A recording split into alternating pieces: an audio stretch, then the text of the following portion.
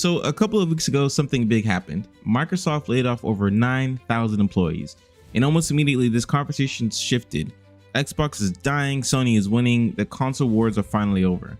But beneath the headlines and hot takes, something deeper is unfolding. Something that could change the gaming industry forever. Why do we even have console wars in the first place? Why are players so loyal to the brand to the point where it feels like identity instead of preference? And more importantly, what happens when one of those brands start to disappear? This isn't just about Xbox, it's about what gaming is becoming. And today we're going to break down how this moment might be the turning point, not just for Microsoft, but for the entire future of how we play. To understand what's happening now, the layoffs, the uncertainty, the talks of Xbox turning into another third-party publisher like Sega, we need to go back. And not just for a few years, but decades. November 2005. The Xbox 360 launches, and it doesn't just enter the market, it disrupts it. Before this, the gaming industry was dominated by two giants, Sony and Nintendo. These weren't just companies, they were institutions at this point. Nintendo had become a household name and symbol of childhood for an entire generation, and Sony's PlayStation 2, it was more than a console. It was everywhere and everything.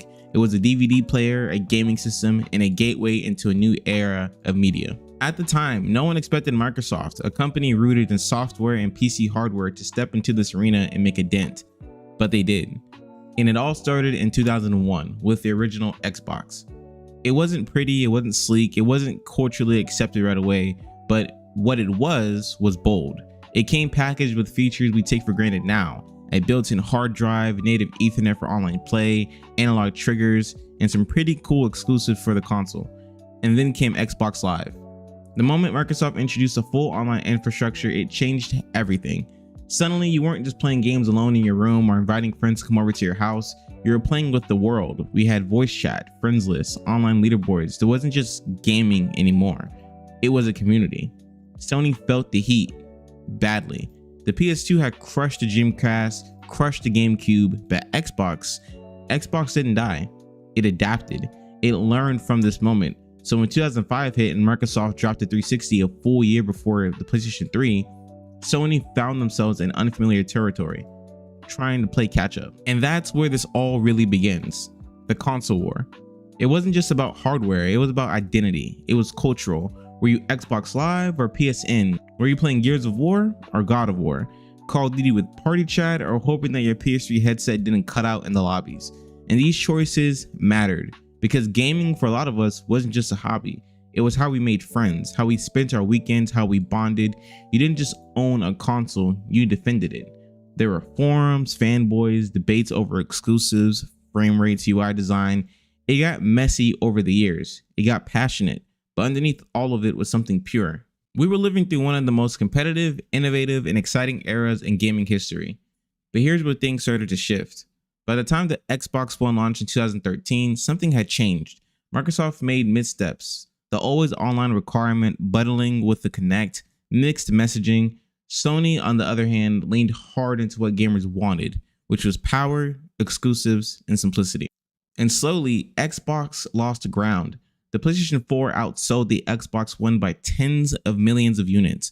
Sony had Spider-Man, God of War, The Last of Us. Meanwhile, Xbox struggled to find a defining identity. They bought studios, they promised the most powerful console ever made, but the magic, it just wasn't the same. Now fast forward to today, 2025.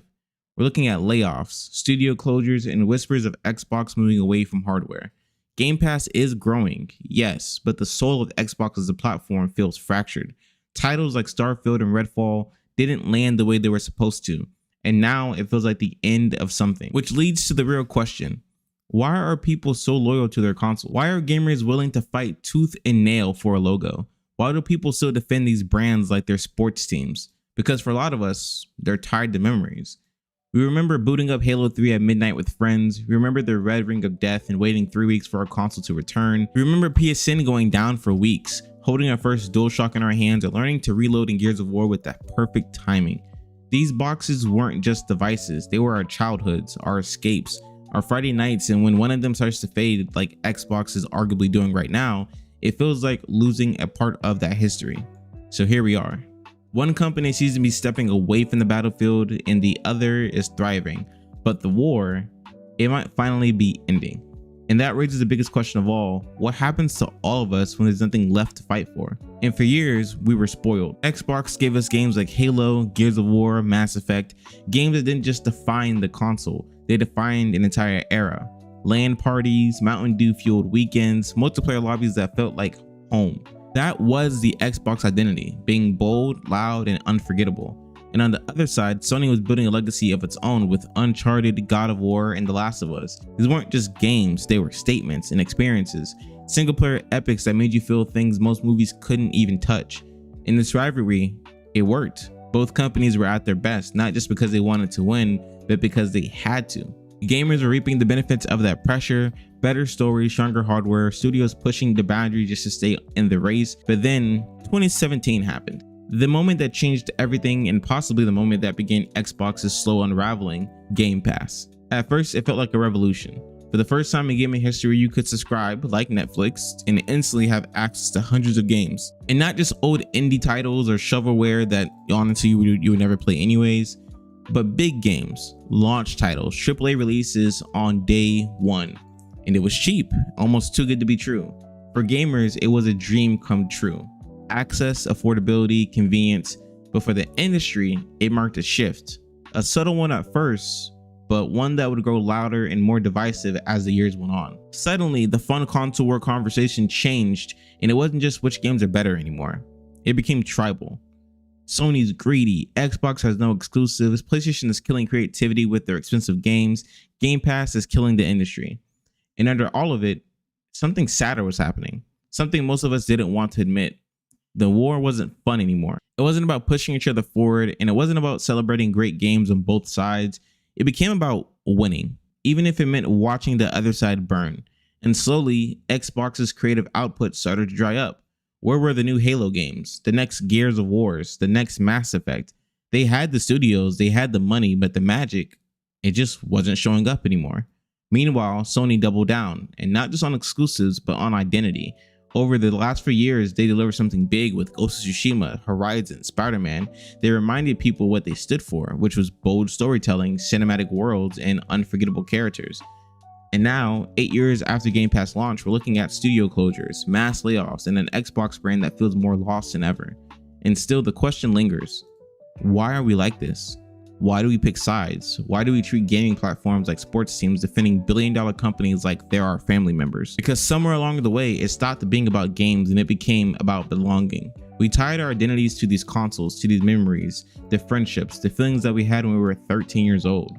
When the world felt simpler and all that mattered was your squad logging on for a match or losing yourself in the story that made you forget everything else in the world. But now that world's changing. In the war we fought for 20 years, it finally might be ending.